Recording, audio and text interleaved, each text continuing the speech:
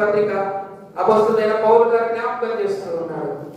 ఫిలిప్పీలకు రాసినటువంటి పత్రిక 4వ అధ్యాయం,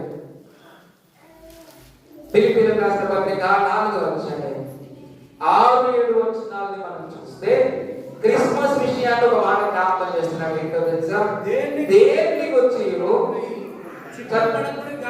చింతపడకుడు గాని ప్రతి విషయంలోనూ ప్రార్థన విజ్ఞాపన చేత కృతజ్ఞతాపూర్వకముగా మీ విన్నపములు దేవునికి తెలియజేయండి.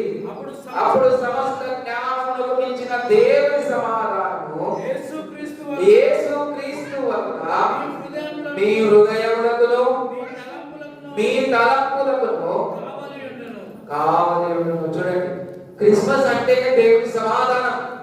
అది మన హృదయాలకు మన తలంపులకు కాపులాగా ఉంటుంది.